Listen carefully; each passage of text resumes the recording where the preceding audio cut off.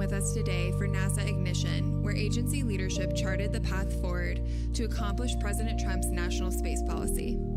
I'm Bethany Stevens, NASA Senior Advisor and Press Secretary, and I will be your moderator for today's news conference. Joining this live event are Administrator Jared Isaacman, Associate Administrator Amit Kshatriya, Acting Administrator Exploration Systems Development Mission Directorate Lori Glaze, Moon Base Program Executive Carlos Garcia Galan, LEO Program Manager Dana Weigel, Associate Administrator Science Mission Directorate Nicola Fox, Space Reactor Office Program Executive Steve Senecor. If you are a member of the media dialing in, please press star 1 to join the queue. We also have members of the media joining us on site today. I ask that you please head to the mic stand to ask your question. With that, we will open it up to our first question in the room. Thanks, Bethany. Thanks for the amazing briefings today. It was very interesting. I have a few questions about, well, everything, but I'll start with the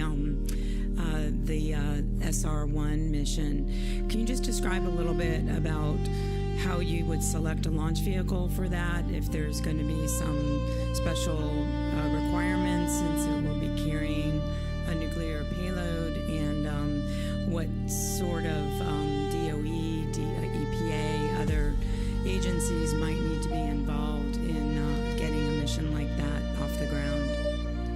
Thanks. Sure, yeah. So to launch a nuclear system, we have to go through the INSERB, the Interagency Nuclear Safety Review Board, and there's 7 agencies. All they don't approve it, but they look at the safety record of your spacecraft, and in that it also includes an assessment of the vehicle.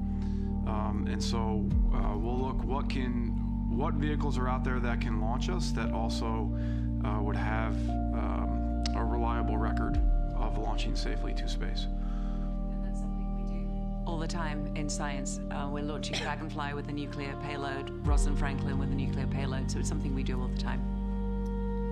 Are there any vehicles in particular that are already eligible for that? Is it a special certification for that? So I think internal to NASA, what we'd look at is what's in the Launch Services Program portfolio for that capability. Thanks. Hey, good afternoon. Mike Maidenberg, Wall Street Journal. Maybe for the administrator, are you going to need to cut any programs, existing programs, to find resources to pay for some of the new initiatives that you talked through today?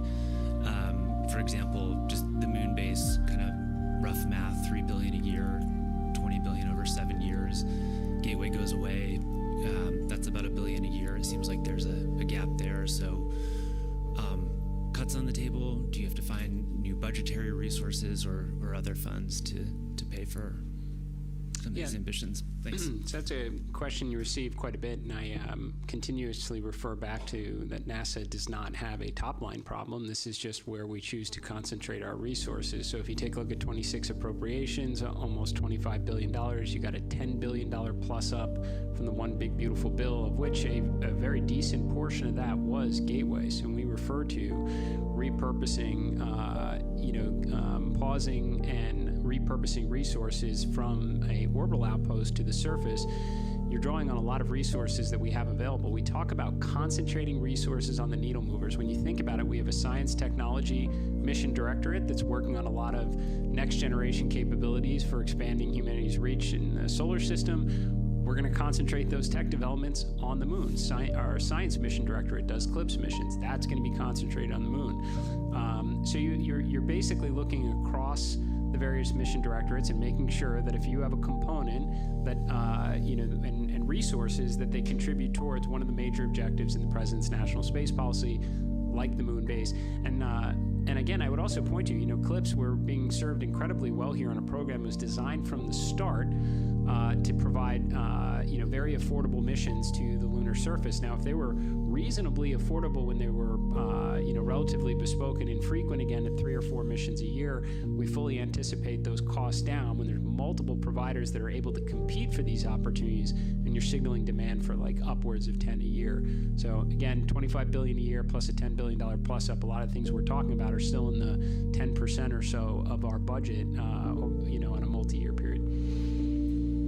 So you won't need to cut programs, or you feel like, given those resources? No, I'd say what we're doing again is we're just focusing on the main needle-moving objectives in line with the President's national space policy. So, we said we're pausing and shifting our focus on Gateway.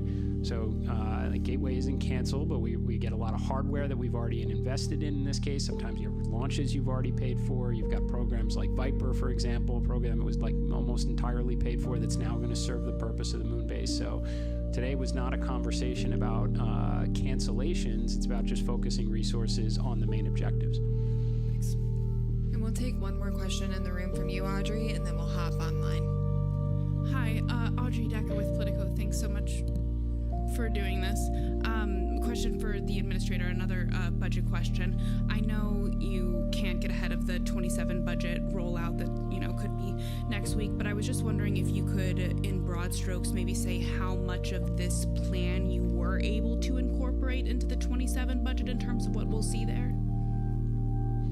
Yeah, I would just say that every one of the one, I come back to again, we don't have a top line problem. This is about allocation of our resources in line with the President's objective, and then doing it as efficiently as you possibly can. For example, our nuclear program, SR1, is not about going and lobbying for billions of dollars to undertake a grand new mission. Honestly, we have to earn the right to be able to do that after $20 billion worth of failed programs over time. This is why we're taking hardware that we already have, a reactor that's mostly built that we already have, fuel that's mostly paid for over time, leveraging the expertise from Glenn and Marshall that work on this kind of hardware all the time to build things alongside industry like power conversion and radiators so that we can bring this thing together as, admittedly, as I described it, the 70% solution.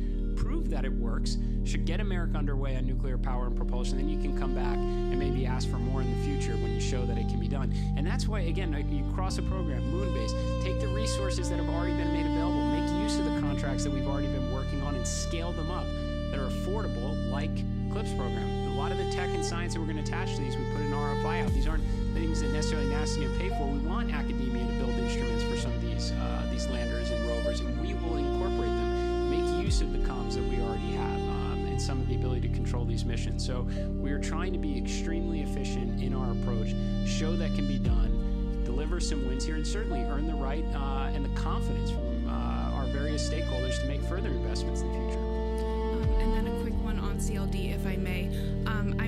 What was announced today was a pretty seismic shift from even just what the agency was said, last year. So I guess maybe could you provide some more detail about when NASA kind of realized that path wasn't a viable path forward in terms of seeing that there wouldn't really be a commercial market there, and just kind of, I guess, the backstory behind that decision that you all made today.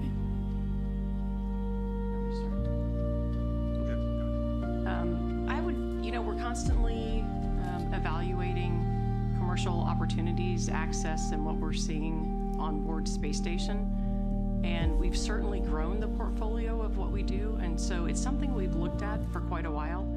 I will say that we had hoped by this point in time that we were in a much better position with the market. I think it was the right time to have the discussion and kind of objectively look at everything we're doing to make sure we're on the right path. Anytime you get a new administration, it's a great opportunity to, take a fresh look. Where are we going? Do we have our best foot forward? And so in putting everything together between market budgets, complexities of building and managing a space station, we realized we've got to have a discussion because the original path we laid out is not, it's fraught with a lot of higher risks.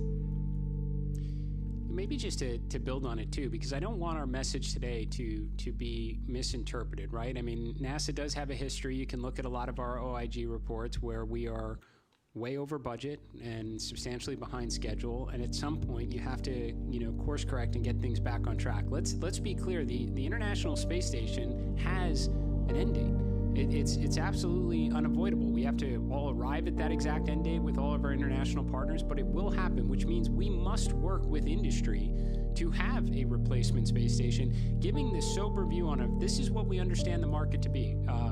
How do we know what we know? Well, we know who the PAM missions we put out. We know how fast those seats sell. We know necessarily what the backlog associated is. We know what we subsidize as it relates to those missions. We know what we subsidize for cargo. So we have some sense of this. We certainly don't have the complete picture that maybe some of our industry partners have.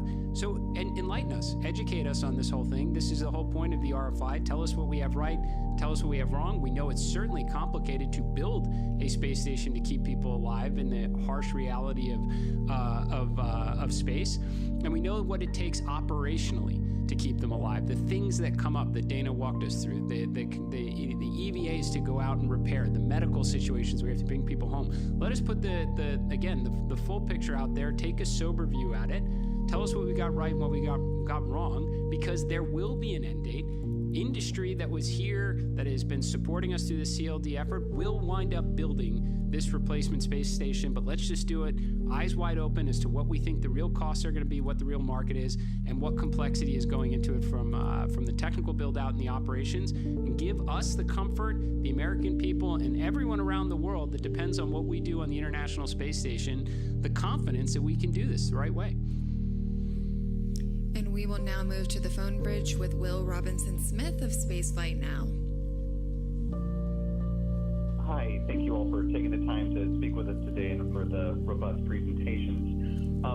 Question, I suppose, for Dr. Lori Glaze. In your remarks about moving beyond Artemis 5 and looking to work with at least 2 launch providers to target landings every 6 months, does that future also involve Orion launches with the Space Launch System rocket, or is this looking to move entirely beyond SLS, starting in the Artemis 6 timeframe? Thanks.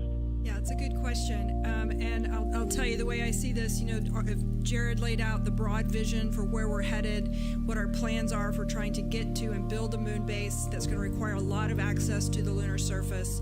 We know where we are today with our legacy systems, with our SLS and Orion government-owned legacy systems. We know where we want to be in the future, which is a commercial transportation ecosystem that can support the types of missions and the effort that we have in front of us.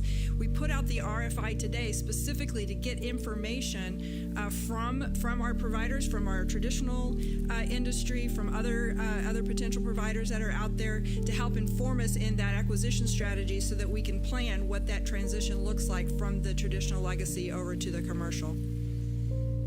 And I would say, and Dr. Glaze can weigh in on this. I mean, we've heard from, as you would expect, every one of the contractors that contributes the primes to SLS, and they've all said they've expressed interest in taking their components of that system to a commercial pathway. I would be shocked if we didn't see multiple proposals with different variations of hardware for those opportunities for Artemis 6 and beyond. Absolutely.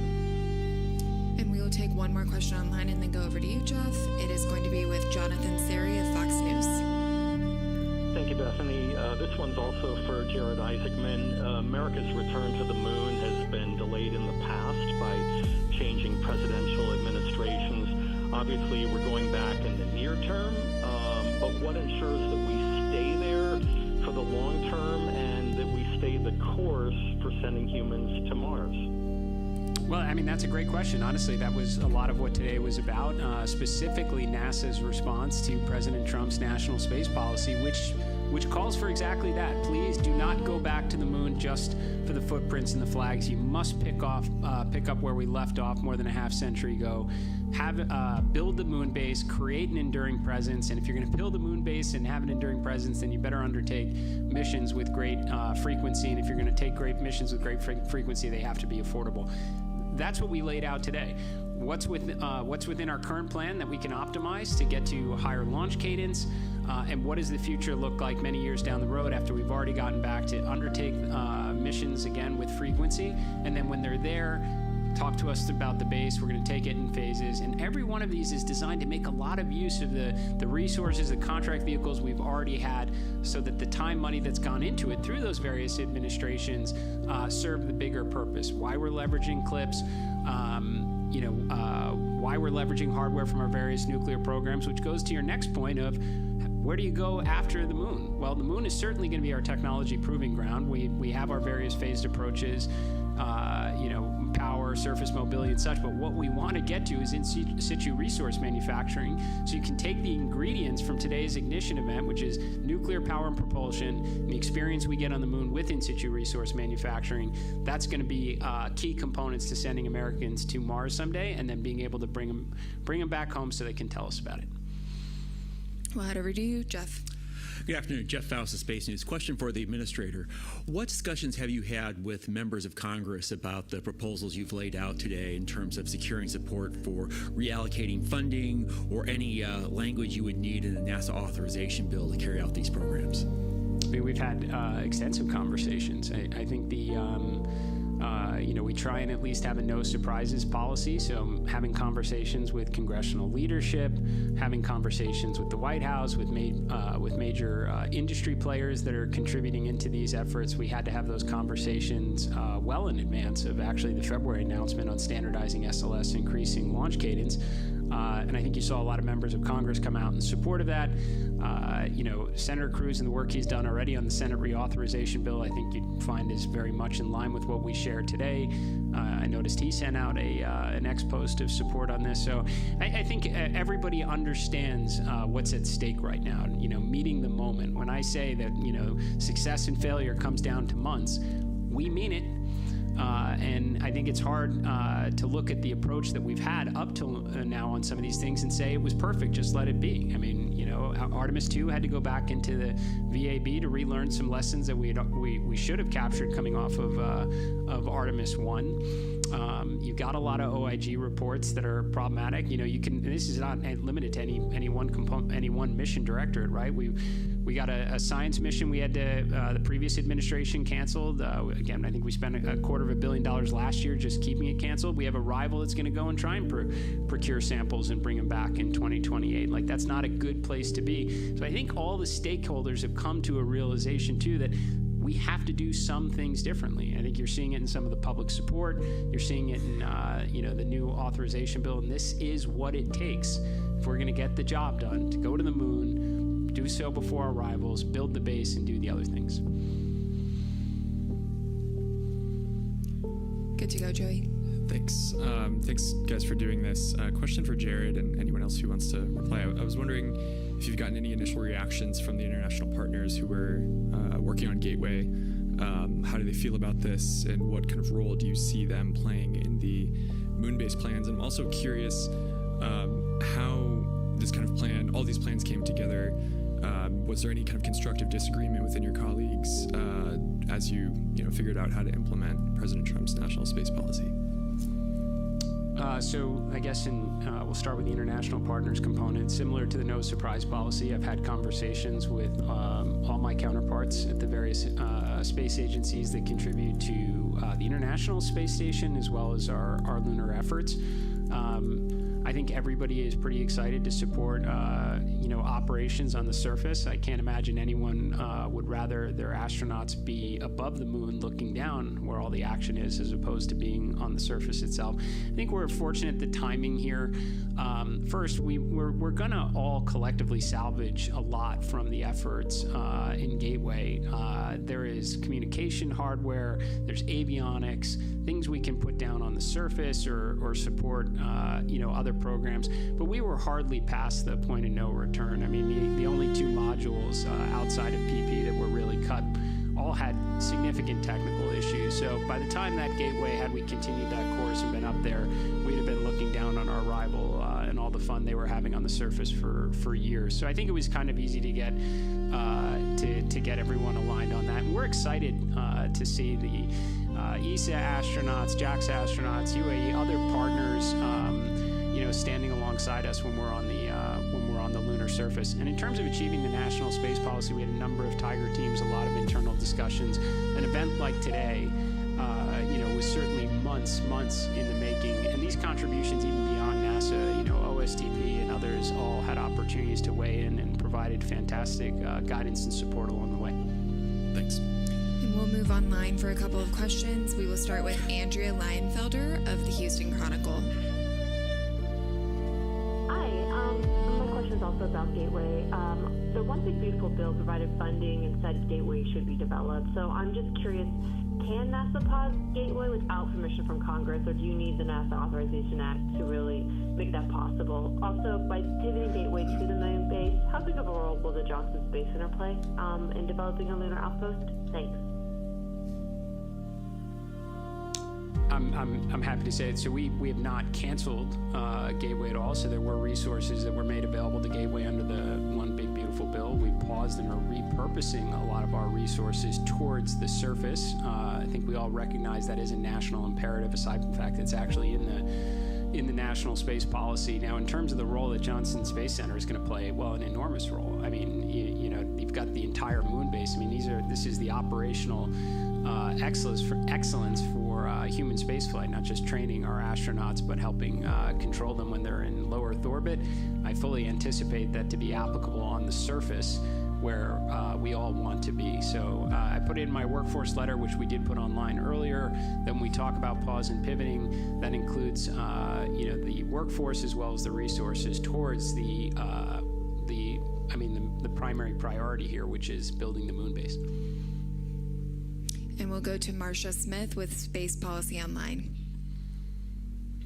Thanks so much. I think my question is probably to Lori. I'm curious about the new allowable orbits. You said that the HLS partners didn't really want to use NRHO, and that you were opening up that aperture for what kind of orbits they could use, and that some of this could provide maybe better landing opportunities and better abort capabilities. So could you just expand on that? And is it possible that maybe the earliest landing missions wouldn't actually go to the South Pole, they'd go somewhere else? Yeah, it's a good question. The NRHO orbit does have pretty high demands on the HLS system for being able to have access to the surface. Some of the other limitations I mentioned. If you needed an abort on one of these early missions, in particular the first landed mission, it could be up to a week before you could get back up to rendezvous with the Orion. So it has been suggested that we consider some different orbits, perhaps some lower lunar orbits. And the intent is still to go to the South Pole. I think both of our providers have indicated that they still have a desire to do that and to meet that requirement in building their landing systems. They want to make sure that what they're building is going to feed forward to the systems that we need in the future. So, that's, as far as I know, that's still on the table, but they are looking at some different orbits to have better access to that South Polar region. Give them a little bit more flexibility. Take it away, Ken. Hi, Ken Chang, New York Times. Returning to the commercial LEO destinations alternative, I guess first for Jared. This sounds like a vote of no confidence in the business plans of the various companies who envision these free-flying stations, but it also sounds like you're open to being convinced otherwise. And then for Dana, a couple of detailed questions. When were you thinking that this core module would be launched? And whatever that answer is, it doesn't seem like there's enough time to design and build that. So is this really, are you just envisioning the Axiom space module that's scheduled to go up and sort of rebadging that as a NASA module?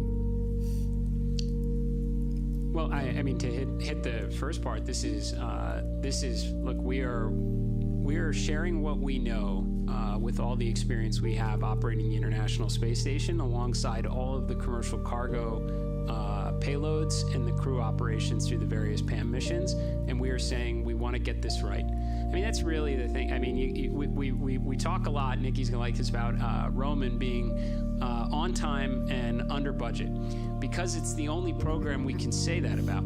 So we're trying to get back into a rhythm. We're being very transparent, replacing the International Space Station, which is not optional.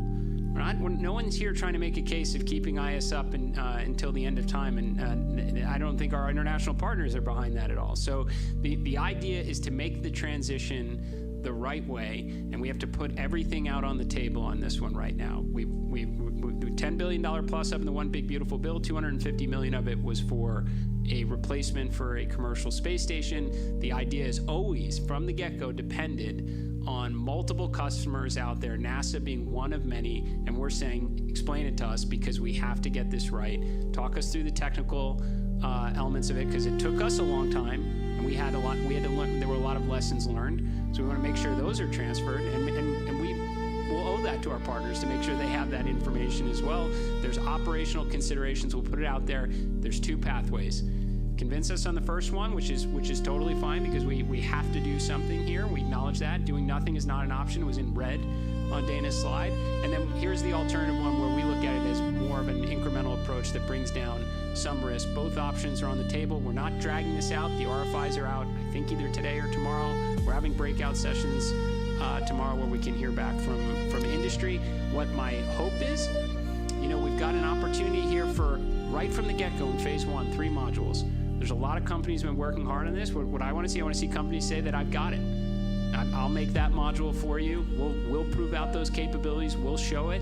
And it'll be the setup for a very successful commercial space station thereafter. We have the confidence. Here's the data behind it. And another company says, I've got that module. We're there. Here's our approach to doing it. And that will someday turn into a commercial space station. We're putting everything out there to get the feedback to go in the right direction, so this is not an over-budget, behind-schedule program that puts America's presence in LEO at risk. I would just add for your question about the core module, the capabilities needed and the specifics I shared today are not aligned with any one vendor, but they have all been working on technologies and capabilities that are foundational to a space station. So my hope is there's a lot of broad interest in the core module overall. And I think there are a lot of capabilities that are in design, on their way, and that are applicable. In terms of how long it will take, I don't know. We're going to get industry feedback. We're going to work with industry. We'll see who's interested. We'll see where we go from there. But some of that's going to be iterative in terms of trying to understand the specific path forward. We'll move as quickly as we can. This is critical that we get this right. So as you saw today, we're pressing towards a draft RFP in just a few months. So we're going to press fast. Eric. Eric Berger, Ars Technica. Question for Amit, I think. Just curious where the NASA workforce is today, sort of from a confidence standpoint, from a sort of an attitude standpoint. 2025 was a very difficult year for the space agency for a number of reasons. I won't go into them, but I think we all know them. There's now finally some clear leadership, but today and in the last few weeks, you've announced some really wrenching changes to how the agency does, and I think some of them are probably pretty good, but it's changing people's lives and the things that they've been working on, which has been a problem for NASA in the past. So I'm just wondering, where is the workforce, in your opinion? You talk to them, you were here, you've been here a long time, you know them. How are people sort of dealing with this change? It's a great question, Eric. I would say in general, the workforce is hungry for leadership, and they've got it now. The clear vision is there. Everything we're doing now is, and to your point about we're changing things around, we're making kind of reallocations, and we're being honest about where we are. In a lot of other cases, I would say, generally speaking, almost all the workforce is also very appreciative. We've had feedback saying that some of the things we're saying are like therapy to them in terms of things that we've known, but we just haven't been able, because of the constraints we've been living under, to kind of deal with. So that's been a thing that a lot of folks have been just kind of wow, we can say what we think and do the things that we know we're supposed to be doing. The idea that we're going to bring the spirit of what we're doing, getting people closer to the work, stop watching things and start doing things again, I think has really energized the workforce tremendously. There is going to be some, because of some of the changes we've seen here and some of the ways we have to reallocate resources to work, some of folks, their projects might get changed, but I'll tell you, I think you all saw, we got a lot of work to do. And one of my messages to the workforce is that, hey, we need every single one of y'all to help us. We need, maybe the job you're doing today is going to be different than the one you need to be doing in the future, but we're going to need all hands. We're going to bring in new hands, where we're trying to really get focused and aligned to the mission. So I would tell you, I spend all day on stage listening to the boss, but separately, when I go and I'm almost certain, as we've been traveling around, that this is a huge shot in the arm for the team. Okay, thank you. Jackie. Hi, thanks for doing this. A question, I think, for Dana. So I wanted to wrap my head around what exactly this core module is. Is this going to be designed by NASA, or is this also something that you're looking for industry to hash out? And given all these changes, how long have these companies been aware of these changes, and how will that kind of inform how they respond to this RFI? And then given the timeline for the RFP, like when do you foresee funds being deployed for them? And then, sorry, I know this is a long list of questions. A lot packed in there. I'm going to have to... I'll pause there. Maybe I can have a follow-up. Okay. Let's see. Let me back that up. You're going to have to unpack that. Sorry. I can start over. Sorry. Oh, no. NASA's we're going to procure the core module. We need industry to go build the core module. Of course, we will have the fundamental high-level specifications and requirements for what it needs to do to both be compatible with ISS and to support the additional expansion with the commercial modules. But that's something we're looking for industry to go build. So we'll go procure that. That's part of both the RFI discussion and when I talked about the draft RFP in June, that's part of that. As fast as we can go towards awards, that's really what's going to dictate expenditures. That's just classically how that works. So we're going to push through that as quickly as we can. And that schedule is what will dictate when we can go start spending on it. And I think you had a number 3 and 4 in there somewhere. No, last follow-up question. Given that the current law is ISS is ending in 2030, but I know that there's language in the Senate bill to extend it to 2032, where do you stand on that timeline? What's the right timeline for decommissioning ISS? It's really important for us to maintain continuous presence. So first and foremost, I want a plan that closes. I want a trajectory that gets us from the existing space station to commercial stations. We need a successful plan to get there. There are a lot of things that go into space station supportability. Of course, if we're asked to extend it, we have the technical capability to do that. We are not going to stand in the way when commercial industry is ready. It is still our job to go pivot and move to transitioning to space stations that are commercially owned and commercially operated in 2030. So we're still on that trajectory and on that plan. Technically, can I extend? Yes. There's also partners that have to weigh in and consider. But our overall goal hasn't changed at all. We are just trying to change the approach to an incremental one that allows multiple providers to stay in the game, allows the market to grow, continues competition, and hopefully gets us to the 2 space stations in a much more seamless transition method between current station and future stations.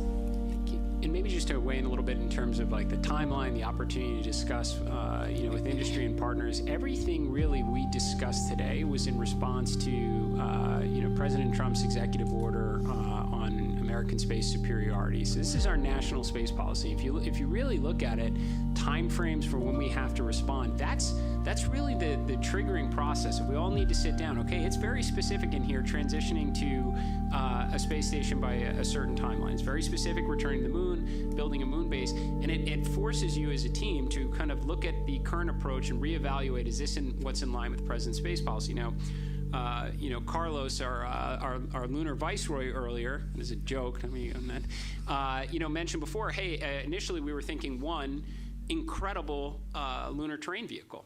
But then what changed? A national space policy comes out and it says you need a moon base. Well, it's like if we're gonna build a moon base, we're gonna need more than one rover. We're gonna need mobility for astronauts and autonomous ones. We're gonna have to demonstrate logistics. We're gonna probably want to be able to do science. We're gonna need lots of rovers. And you're able to then look at what resources do you have available in order to achieve this. And we had a plan where we had an orbiting moon base, and now we can repurpose a lot of that towards a surface moon base. We do the same thing in commercial stations. It forces an evaluation to look at it. And the point being that we have only just kind of approached that timeline from the original space policy directive, and within days, we're here aligning our workforce and industry on how we're going to achieve it. So these aren't generally like our good ideas here. We want to pivot, and we've had 6 months to interact with industry. There's a national space policy. You're on a shot clock. We recognize there are short fuses here for every one of the objectives we're trying to achieve. We formulate our plan, and we share it with all of you, and then we gather data tomorrow so we can action. And And we'll move to the phone bridge real quick with Marcia Dunn from the AP. Good evening, Marcia Dunn, AP. I'm wondering, what's the fate of the Hubble Space Telescope as it approaches its 36th launch anniversary? And under the new Artemis campaign, if all goes well, how soon could we expect to see NASA launching astronauts to Mars? Are you still tracking the 2030s for that? Thanks a lot. So I'll start with Hubble. Hubble is very well, taking amazing images. In fact, the image we revealed today from James Webb has a sister image from Hubble, and so I encourage you to look at that when they get released tomorrow. The one I know, the sort of crux of the question is, will it re-enter? Clearly, the sun has been very active. The whole environment has changed, and the drag on the spacecraft, it has actually increased. What we're doing is we're starting with a wonderful tech demo that we're doing with our commercial partners at Catalyst to actually try and grab and reboost why can't I think of the name of the spacecraft? That's terrible. No. Swift, thank you, Dr. Glaze. Just blanked out. The Swift spacecraft, and to actually, which is it'll be a great capability to actually be able to grab and maneuver something in orbit. So it's a really, really excellent tech demo that we're doing, looking at launching that in the summer to go and try do a reboost with Swift, and then if that is successful, we will look at what it would take to be able to actually reboost Hubble. And I'll take the second half of that question, and then Jared can probably expound on it. But, we're here today really talking about the focus on the lunar surface. As you heard, we have a mandate. We're doing everything we can to focus all of our energy, our resources into trying to establish that enduring presence on the surface of the moon. So you've heard a lot about that today. You've also heard that a lot of that work is going to build on new technologies, new capabilities, new operational capabilities that are going to build forward towards Mars. But I think we need to get really focused right now. Let's achieve what we have in front of us right now, and then we'll address the next question at a later date. Unless Jared wants to say. Yeah, we're good. And we'll now go to David Brown with the Scientific American. Hi, good afternoon. I have two questions. First about the nuclear power to Mars. I'm curious, what is the driver for nuclear power to Mars when we can get there in half the time with conventional propulsion? Why not send them somewhere farther, like Uranus? And then once they get there, I'm curious how far the Skyfall helicopters can travel, and how much mass can they carry, given how heavy ground-penetrating radar is. So I'll answer the first question. I'm going to phone a friend maybe for the second one. As far as the not going further, we have not decided where the mission will end. I didn't say if we're going to fly by or we're going to capture Mars. I think the team is still looking at exploring the opportunities. Once we drop off Skyfall, what do we do with SR-1 Freedom? So that trade is still open, and we will explore what we can do to continue the science and ultimately the long-duration operations of a nuclear electric propulsion spacecraft, because we do want to push the bounds with this demonstrator, find all the points on the operational box, and explore them. Obviously a big fan of sending it to Uranus, as you heard in my presentation earlier. But for Skyfall, they're going to be very, very similar in capability to Ingenuity. So you think sort of those kind of distances that they can travel. They will have some capability. They will have cameras on them to be able to take images, but they're not going to be full up heavy science. But they're going to be very, very similar to Ingenuity. And we will head back to the room. Thank you very much. Tarek Malik with Space.com. And I think my question is for Steve about SR1. 2028 doesn't seem like it's very far away. It doesn't seem like it's far away for much of what we've heard today. But for standing up like a nuclear-propelled spacecraft, something that has never really been done before, I'm curious what gives you the confidence that you have all of the pieces now. How ready is the technology to connect a reactor to the PPE that you've got that you're going to be using. What kind of tests do you need to do either on Earth or in space, and what showstoppers do you see that you'd have to overcome? Thanks. Sure. Yeah, so I think the big advantage here is the power and propulsion element, right? I mean, that is a large portion of the vehicle that we don't necessarily have to worry about anymore. As far as the nuclear reactor technology, NASA's been studying this for a very long time, along with the Department of War. And so technology is available. I spoke to the radiators. I think NASA has studied them. There are flight-like radiators that we have tested. Microreactors are picking up within the Department of Energy. So there's industry looking at these smaller technologies. Department of War has run in partnership with NASA some spaceflight reactor concepts, and some of that has led to engineering development ground hardware. And so there is knowledge in industry, in the government, from both a design perspective as well as engineering level hardware available. And so to me, it is a maturing of that technology that currently exists, and then an integration into a vehicle. And like I said, the PPE gives us just a tremendous leg up in really being able to focus on the reactor and the integration of that into a known spacecraft bus. Thank you. Manuel. Thank you. Manuel Masanti with Exploración Espacial. Thank you, Administrator, and the rest of the panel. So much information. Two questions for Carlos. At some point in your presentation, you mentioned that we need to increment the bandwidth with the moon and take it to 500 megabits per second. Is this starts now in phase 1, or is something that you need to do it in phase 2 when we have capability on the surface? And can you explain what is LunarNet? And then my second question is, do you believe that pivoting from lunar orbit to the surface, this will incentivize even more the participants of the Artemis Accords, that now they see that they can reach the surface? Countries in Latin America, for example, Argentina, or Mexico, or even Spain, that now they can provide instruments or science to the lunar surface? Absolutely. So we're going to start building the infrastructure with respect to communications and observation in phase 1. So we had already started planning the first constellation, so that's in progress, and we're going to seek a second constellation.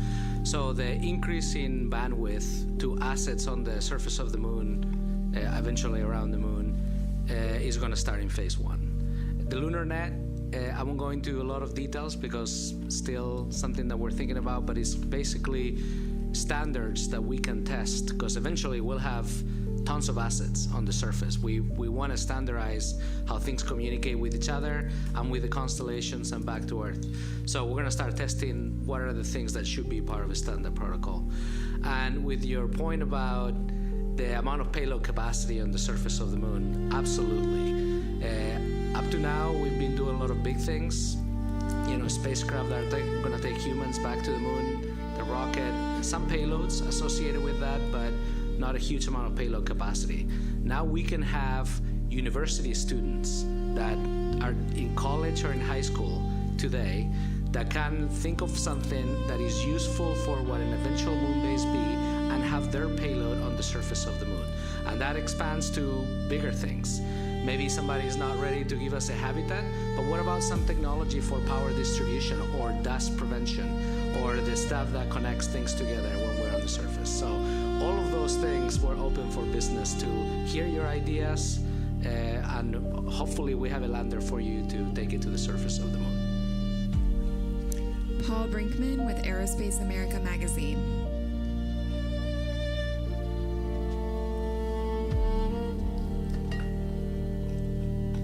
Or we'll go in the room.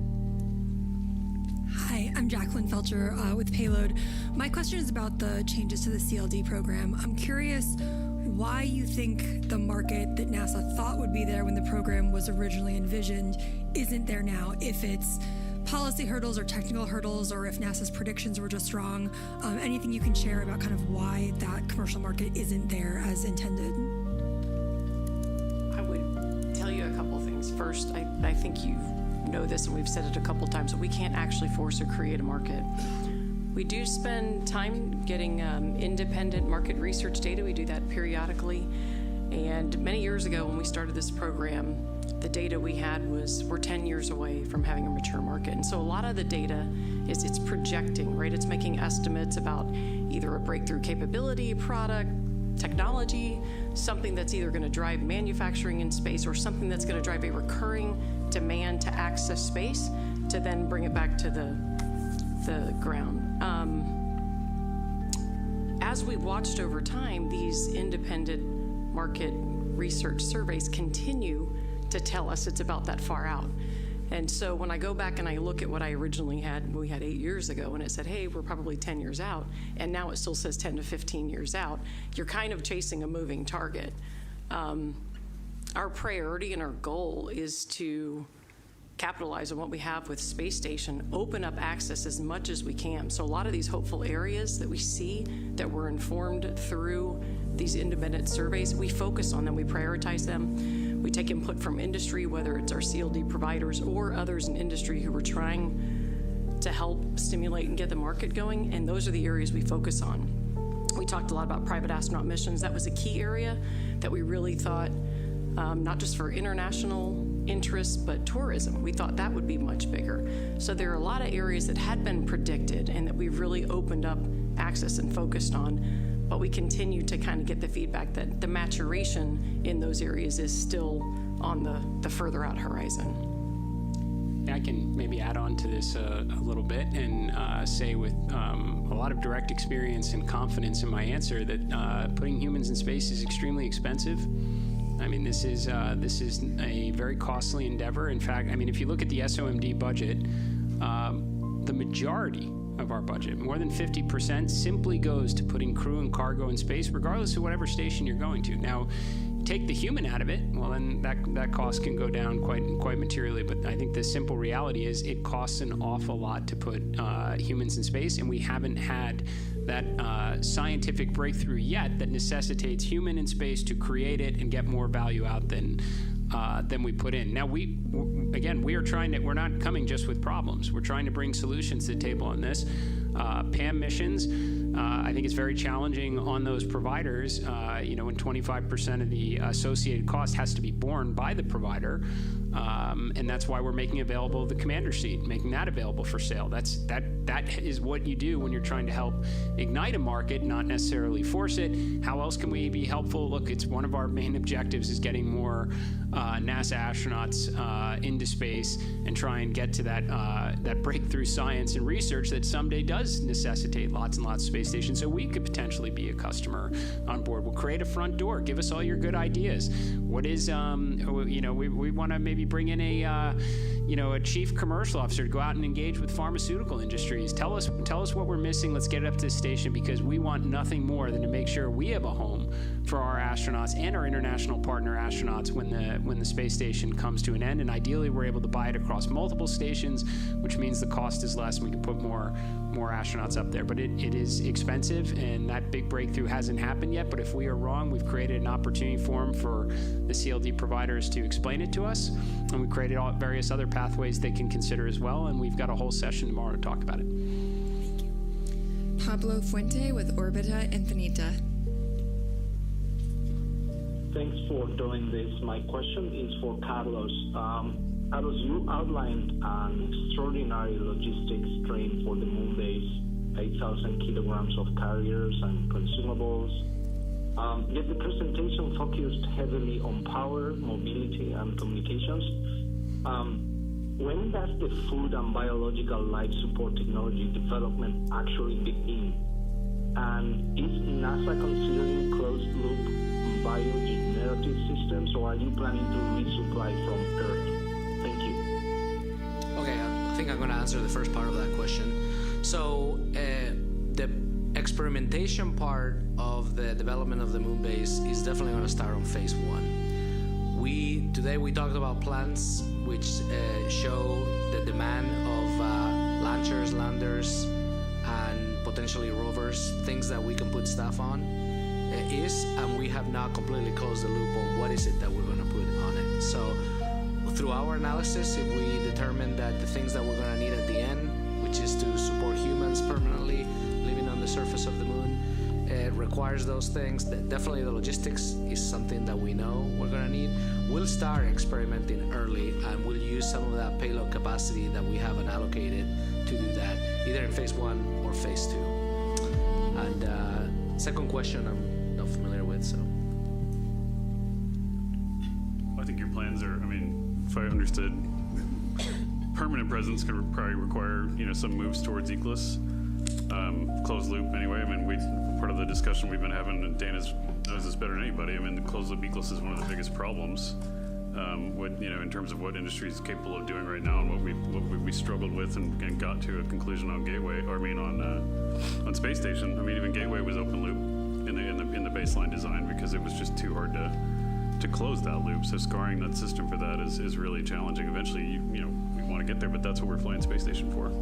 Yeah, I guess I missed the ECLSS part on the closed loop. So yeah, we're growing. I mean, we started with in the development of the stuff. Some of the things that we're thinking of for repurposing on the architecture of Gateway as an orbital outpost could be some of the ECLSS components that we're already doing, which could be we could put in play and have a habitation experimentation going from phase 1 to phase 2. So yeah. And I know we have all had a long ignition day, and since we are nearing the end of this, I'm going to go ahead and give you last question, Sana. Okay, cool. Thank you. Hi, Sana from Bloomberg News. Thank you for doing this. Following up on Jackie's question about Gateway, I was just wondering how much advance notice NASA gave its international partners of all the changes being made. For example, I know last week ESA released a schematic of the Gateway with its habitat module attached, and I also believe ESA's Director General noted that they hadn't seen the new proposal ahead of the meeting. So I have had a chance to speak again with all my counterparts, the various space agencies, and some were, I think some of the timing there worked out to a difference of a matter of hours, actually. But we've been having conversations since I've been confirmed in this position and discussing our thoughts, and I think those conversations got extremely focused after the President's National Space Policy came out, that we have not crossed the point of no return with an orbital outpost here. We have an opportunity to repurpose resources. I think we, again, all universally agree it is better to have an astronaut on the surface than it is looking down from above it. And in terms of the learning that we may do, from science to tech demonstrations that will inform future missions to Mars, that's going to happen on the surface. So, some of the timing probably, again, came within hours, but we've spoken with every one of our partners, Canadian Space Agency, pros at robotics, where can we apply this arm? We've got lots of good ideas, very constructive conversations, same with all of our partners. Again, I think we're envisioning a future here, which is part of why we gave a demand signal for 2 different pathways to the moon with frequency and affordably, where we're going to be able to stand on the moon with a lot of our partners in the years ahead.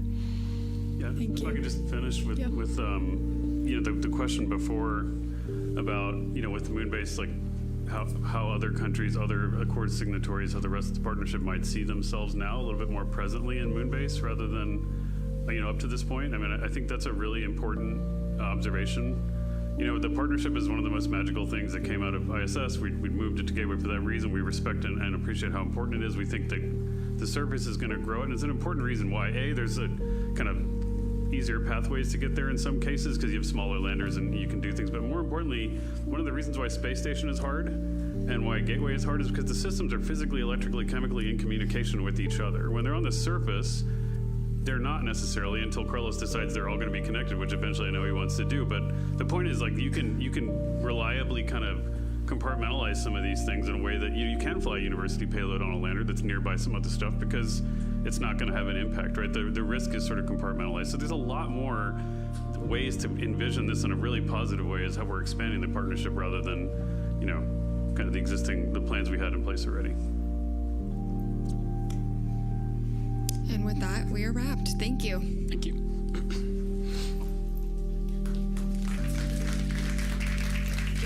Thank you for your participation. Participants, you may disconnect at this time.